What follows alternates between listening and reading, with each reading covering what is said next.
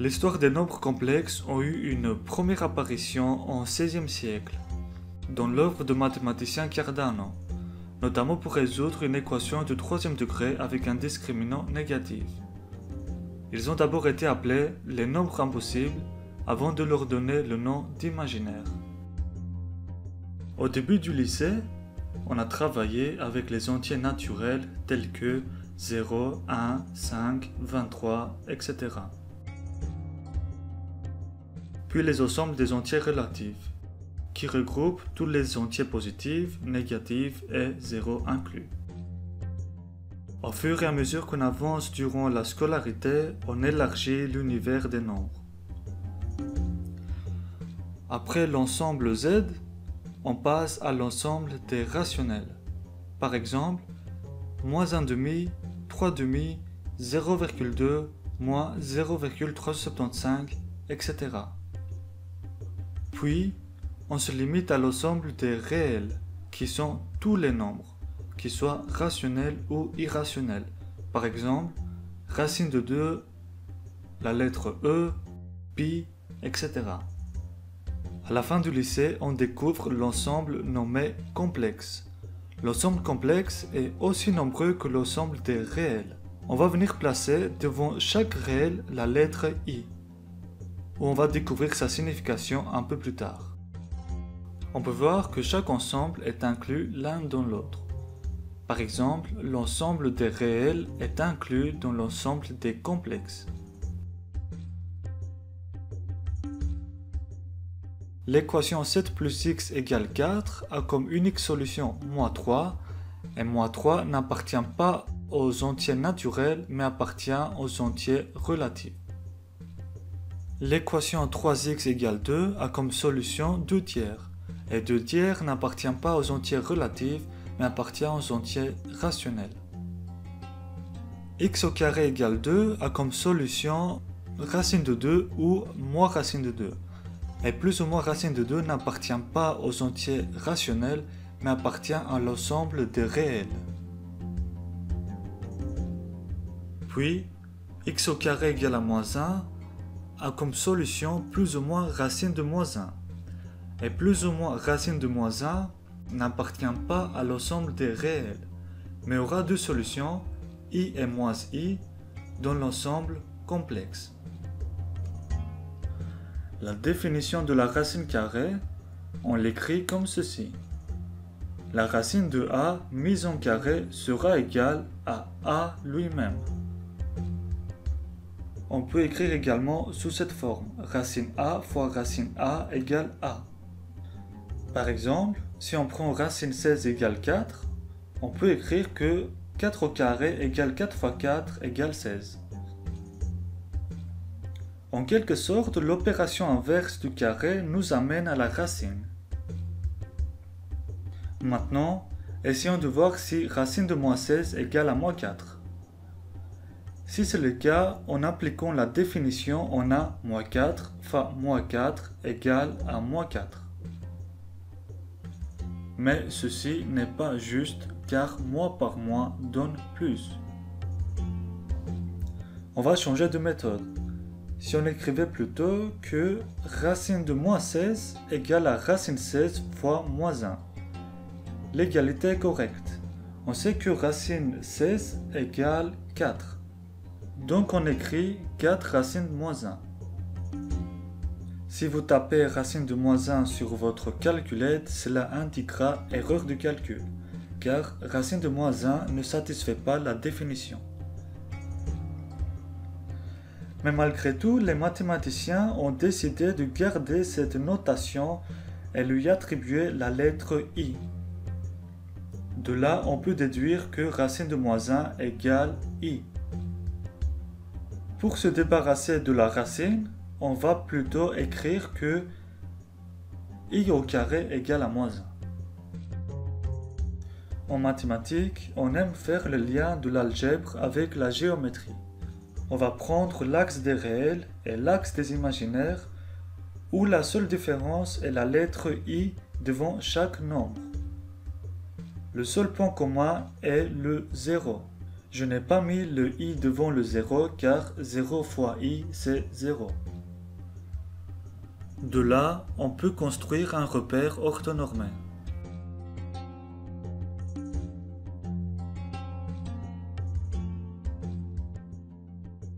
On va laisser le graphique de côté pour l'instant. Forme algébrique. Tout nombre complexe s'écrit de manière unique, sous la forme algébrique z égale x plus iy. X et y sont des réels. Le réel x s'appelle la partie réelle de z. Le réel y s'appelle la partie imaginaire de z. Si y égale 0, alors il est évident que z est un réel. Si x égale 0, alors on dit que z est un imaginaire pur. Maintenant, sur le graphique qu'on a construit, on va placer le point A de forme algébrique 5 plus i3. 5 est la partie réelle et 3 la partie imaginaire. On rapporte ceci sur les axes.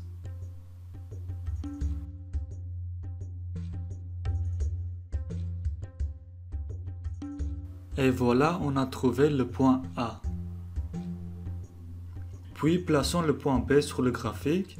De la même façon, on a le moins 1 qui correspond à l'axe des réels et 2 correspond à l'axe des imaginaires.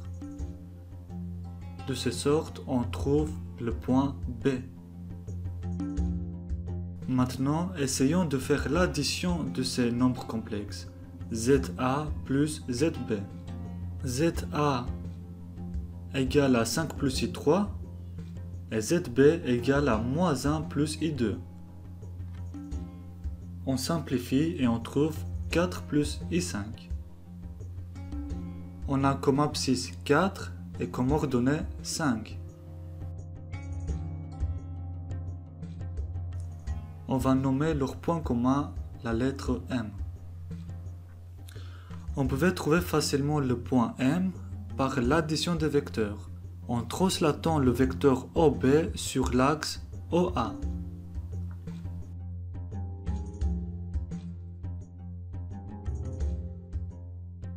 À vous de jouer maintenant. Faites une pause, placez les points A et B sur le repère et revenez pour connaître la suite.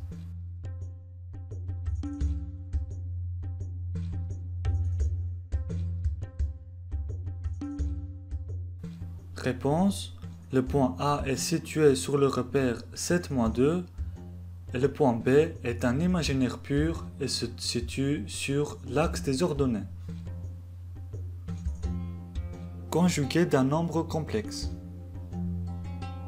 Le conjugué du forme algébrique z égale x plus y s'écrit comme ceci. Z bar égale à x moins y. Seul le signe devant la partie imaginaire change. Exemple, si on a une forme algébrique de moins 1 plus 5i, son conjugué sera de moins 1 moins 5i. Un autre exemple, si on a une forme algébrique de z égale 3i plus 1, son conjugué sera égal à moins 3i plus 1. Il y a quelques propriétés très naturelles à connaître. Par exemple, z avec un double bar il sera égal à z lui-même. Et pour tout le reste, on distribue simplement la barre. Dans un repère orthonormé, on place le point M. M est l'image de Z et Z l'affixe de M. Son conjugué se trouve à la symétrie de l'axe des abscisses. L'opposé de M affixe Z se trouve là et on l'écrit M affixe de moins Z. Et l'opposé du conjugué de M se trouve là et s'écrit M affixe de moins Z bar.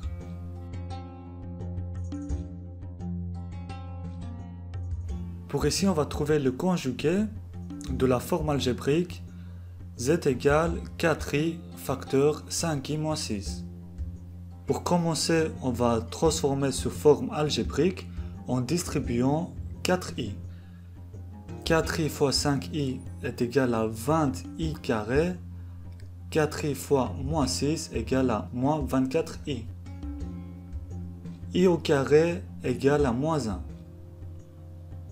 Donc on a moins 20 moins 24i. Et sa forme conjuguée est de moins 20 plus 24i. Seul le signe devant la partie imaginaire a changé. On va maintenant s'intéresser à cette expression un peu plus délicate où on va ajouter la forme conjuguée au dénominateur et au numérateur pour que l'égalité reste correcte. On va en quelque sorte synthétiser cette expression. Eh bien ici, on reconnaît au dénominateur une identité remarquable du style a plus ib facteur a moins ib égale à a carré plus b carré. On continue le développement et pour finir on tombe sur moins 1 plus 5i sur 13. Et sa forme conjuguée est de moins 1 moins 5i sur 13.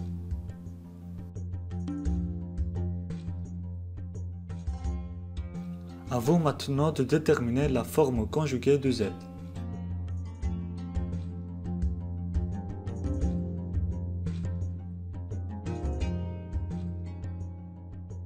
Réponse, on distribue moins i, on a 3 moins 2i plus 3i carré, i carré égale à moins 1, on n'oublie pas, et pour finir on obtient moins 2i.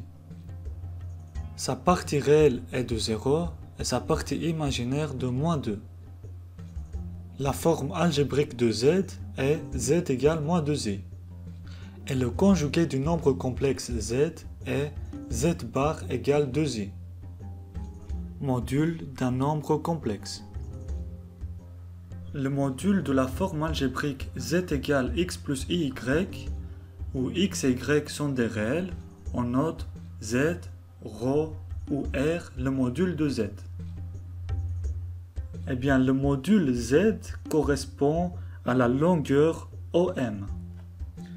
La longueur OM s'obtient aisément par le théorème de Pythagore en faisant racine de x au carré plus y au carré. Attention, il ne faut pas confondre le module z avec la valeur absolue. Forme trigonométrique.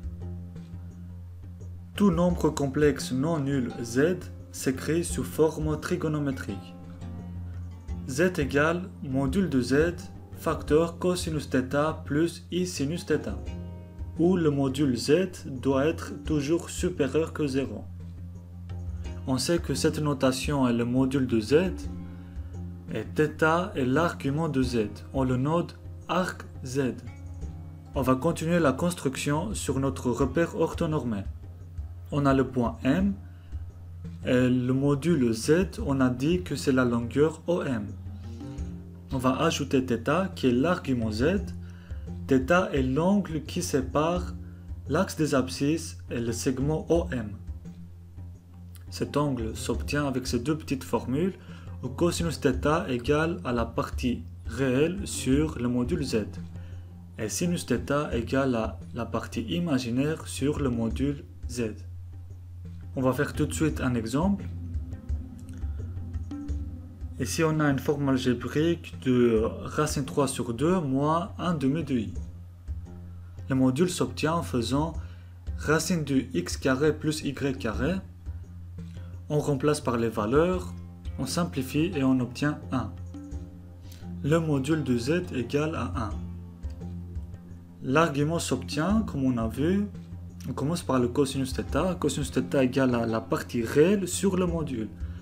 La partie réelle est de racine 3 sur 2 et le module est de 1. Ceci est égal à racine 2 sur 2. Et pour le sinus θ, on fait le rapport d'imaginaire sur le module. Et de là, on obtient moins 1 demi.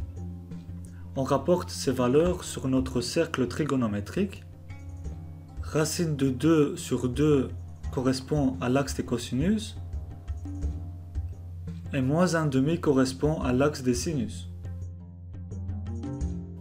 Leur point commun se trouve là, qui est de moins pi sur 6 radians. L'angle θ est de moins pi sur 6. Et on n'oublie pas le plus 2 kpi car en ajoutant ou en soustrayant un multiple de 2pi, on tombera sur le même point. K appartient à z. De là, on peut écrire que l'argument z est égal à moins pi sur 6 plus 2 kpi.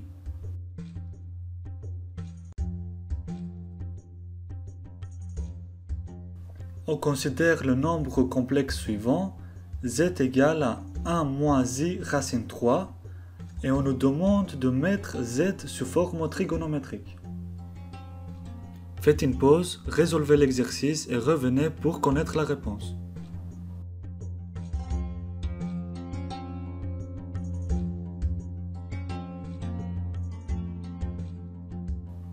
On commence par le module, on a racine de 1 plus moins racine de 3 au carré qui est égal à 2.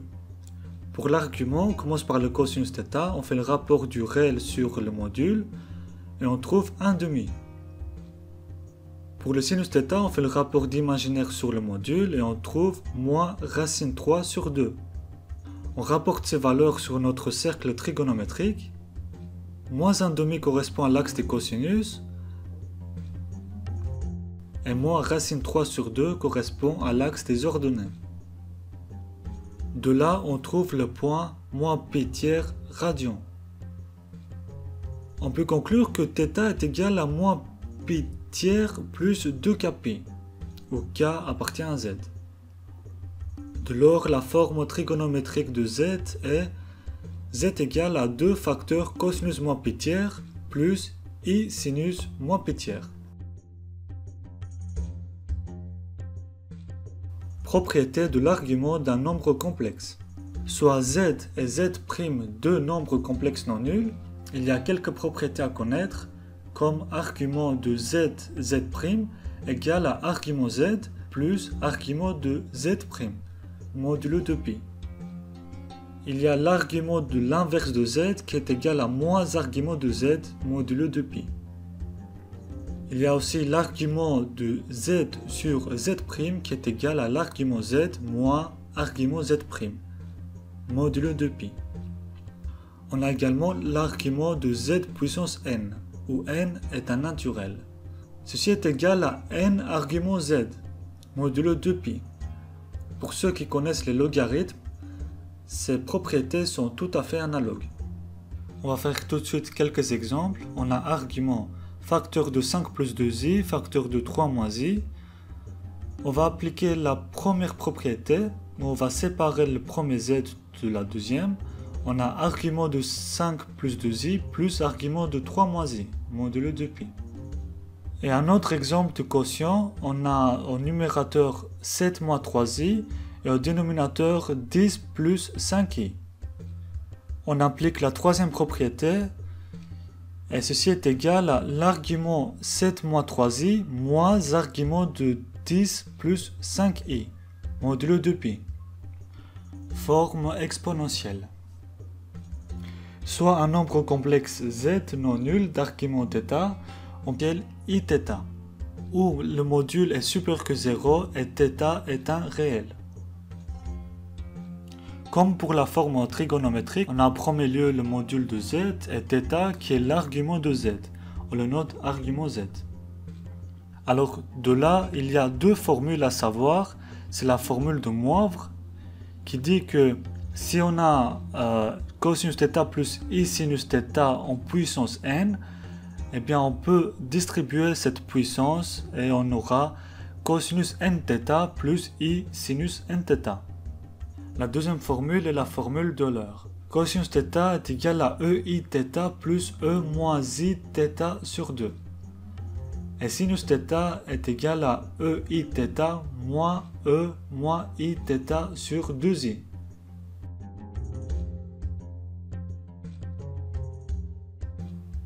Dans cet exercice, on va considérer le nombre complexe z qui est égal à moins 1 moins i. Et on va mettre z sous forme exponentielle. Le module est de moins 2. Pour l'argument cosinus θ est égal à moins racine 2 sur 2. Et pour sinus θ, on a également moins racine 2 sur 2. Sur le cercle trigonométrique, sur l'axe des abscisses, on a moins racine 2 sur 2. Et sur l'axe des sinus, on a également moins racine 2 sur 2. Et ceci correspond à 5 pi quart radian. Θ est de 5 pi quart plus 2 k pi, où k appartient à z. Dans ce cas, la forme exponentielle d'une complexe z est z égale racine 2 fois i puissance i 5 pi quart. Équation du second degré. Soit un trinôme du second degré à coefficient réel, a doit être différent que 0. On a remplacé les x par z pour montrer qu'on est dans les complexes. Pour delta, ça ne change pas, qu'on se place dans les réels ou dans les complexes. Pour le trouver, on fait toujours p carré moins 4ac. Mais cette fois-ci, le discriminant il sera négatif. Alors, le trinôme admet deux racines complexes. Pour trouver les racines, on applique ces deux formules, où on a de 1 moins b moins i racine de moins delta sur 2a, et on a moins b plus i racine de moins delta sur 2a. On constate les différences, c'est que il apparaît un i de trop par rapport au réel. On place chaque fois le i, et on a aussi une différence devant delta. Les signes devant delta, ils changent. Eh bien, c'est tout à fait normal car le discriminant est négatif. On va faire mois par mois et pour finir, dans la racine, on aura un nombre positif. On va faire tout de suite un exemple. Ici, on a 3z carré plus z plus 8 égale 0. On cherche les discriminants en appliquant b carré moins 4ac. On a 1 carré moins 4 fois 3 fois 8 est égal à moins 95, qui est inférieur à 0. Donc on a deux solutions complexes, qui de 1 on a moins 1 moins i racine de 95 sur 6, et moins 1 plus i racine de 95 sur 6.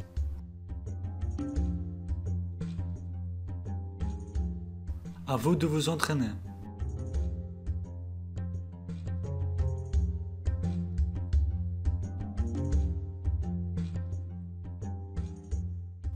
Réponse. On commence par delta en appliquant b carré moins 4ac. On a facteur de moins 3 au carré moins 4 fois 5 fois 5 quarts, qui est égal à moins 16. On a delta qui est inférieur que 0, donc l'équation admet deux solutions complexes. On a une première solution qui est de 3 dixièmes plus i 2 cinquièmes. Et pour la deuxième solution, on fait son conjugué qui est de 3 dixièmes moins i 2 cinquièmes.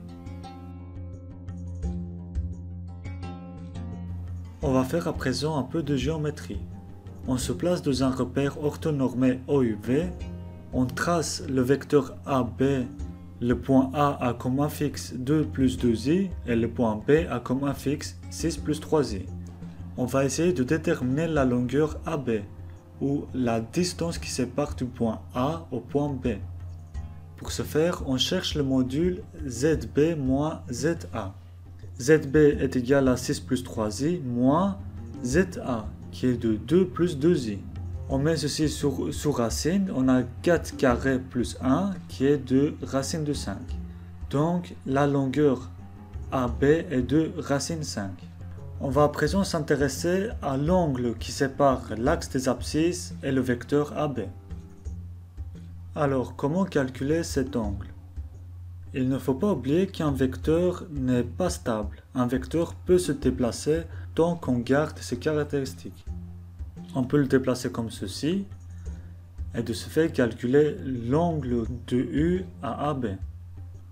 Alors pour l'argument, c'est comme le module ZB moins ZA. De ce fait, on a argument de 4 plus I modulo de pi.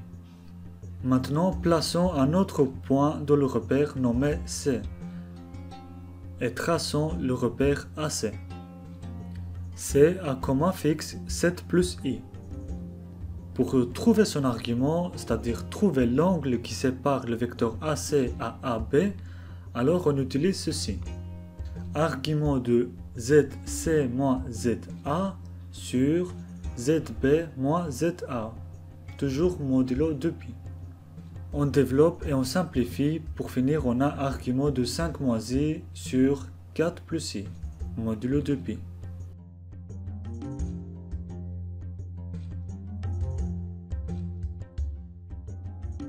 Dernier exercice.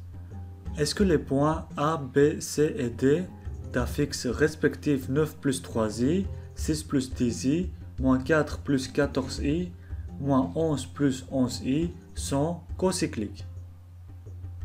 Ici, on va devoir démontrer que le point A, B, C et D appartiennent au même cercle. Essayez de résoudre l'exercice, puis revenez pour connaître la réponse.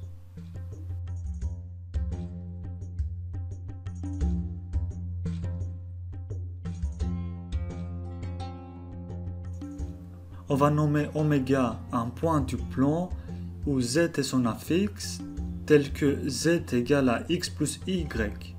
Eh bien, on va considérer que oméga est le centre de ce cercle. Si on parvient à prouver que oméga A est égal à oméga B égale à oméga C égale à oméga D, cela voudra dire que les points A, B, C et D appartiennent au même cercle. C'est-à-dire qu'on cherche à savoir si ces différentes longueurs sont identiques. On va essayer de déterminer cette égalité. La racine carrée disparaît de chaque membre. Après développement et simplification, on obtient ceci. Puis, en les soustrayant membre à membre respectivement, on obtient ce système de 3 équations à 2 inconnues. On constate que ces équations peuvent se simplifier en divisant la première équation par 2, la deuxième par 4 et la quatrième par 2. Ceci va nous faciliter le travail. On va essayer de trouver un point commun. La deuxième équation peut se multiplier par 3 et la deuxième par 2. Voilà, on a fait apparaître moins 6 et plus 6. En additionnant la deuxième et la troisième équation, on obtient ceci. On va isoler x et la remplacer de la première équation. Et de cette manière, on trouve également y. On a x qui est égal à moins 3 et y égal à 2. Ceci montre qu'il existe un point oméga du plan et un seul point, celui d'affixe moins 3 plus 2i, tel que oméga soit équidistant de A, B, C et D. Autrement dit, A, B, C, D sont cocycliques sur un cercle de centre oméga.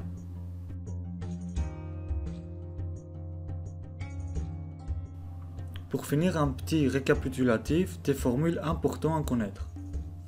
Pour commencer, on a vu la forme algébrique du nombre complexe qui s'écrit sous cette forme x égale à x plus iy, où x s'appelle la partie réelle de z. Et y s'appelle la partie imaginaire de z. Sa forme conjuguée correspond à la symétrie par rapport à l'axe des abscisses. Et on l'écrit z bar égale x moins iy. On change le signe devant la partie imaginaire. Par après, on a vu une autre forme importante, qui est la forme trigonométrique. Z égale à module de z facteur cosinus θ plus i sinus θ. Le module z correspond à une longueur. Et θ est un angle. On l'appelle aussi argument de z. Et pour finir, on a une troisième forme sous forme exponentielle qui s'écrit z égale module z e puissance iθ. Où là encore, module de z est une longueur et θ est un angle. Voilà, on a les ingrédients importants pour bien débuter avec les nombres complexes. Il est très commode de savoir jongler avec ces trois formes. Par exemple, transformer une forme trigonométrique sous forme exponentielle et vice-versa.